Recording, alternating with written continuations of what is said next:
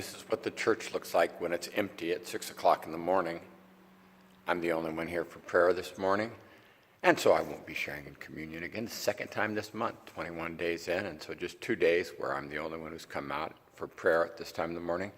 But in prayer this morning, I was praying for so many people. I prayed for pastors of great big churches. Yesterday, I met with Aldo and Joel, pastors down at Siempre para los Niños and directors down there, and we talked about great big churches and the impact on the church overall, on small churches, and on the impact of what it's been on Siempre, and both the positive and the negative. And I thought about Amos from the 9th chapter, 11th verse, and essentially it's talking about fratricides, where brothers are fighting against brothers.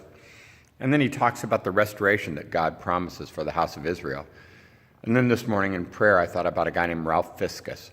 Ralph was on the board here at the church when I first came here back in 1988. I was a really young man. I was in my early 30s. And I used to preach one particular sermon that I would kind of preach repeatedly, but it was called Knock This Building Down.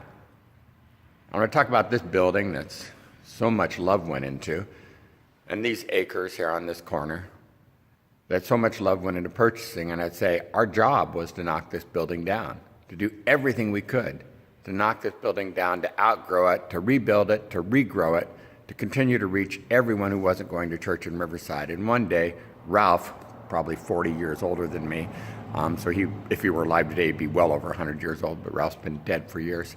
Ralph pulled me aside in the courtyard over here, before it was a courtyard, just a big old piece of grass, and he grabbed me and said, "Pastor Eric, you will never tear this building down. You need to stop talking about knocking this building down.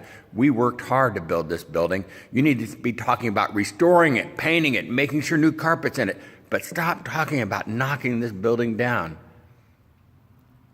And he spoke so passionately, literally, tears came to his eyes, he got red in the face, and I realized that what was a new and exciting message for me, thought facilities that I wasn't attached to at the time, brand new in this place, was a horrible message for him.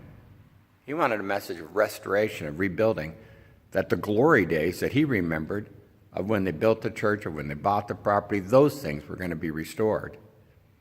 I think each of us have times when we dream about a good time in our life being restored. I know there's us at an age where we're younger and we think about, let's kick through this, man. Let's build brand new things.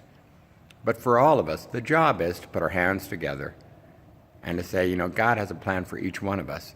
And for each of us, we want to make sure that we're doing our very, very best to lift each other up, to not be involved in the fratricides, the killing of brother against brother and sister against sister, but instead of building bridges, of loving each other and saying, I don't know what you need in your life today, brother or sister, but how can I help you? Because what I need today may not be what you need today. So I don't know what it is that you need today, but my prayer is that whether it's to knock this building down or whether it's to restore the old and broken promises of your dreams, I'm praying for you this morning.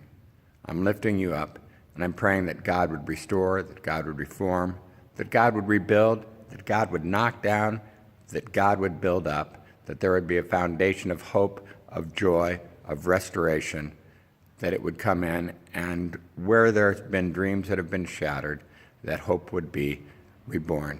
God bless you. Have a fantastic day. And in this final week of prayer, if you'd like to come out and join me, you're invited. It would be so great to have you with me. God bless you.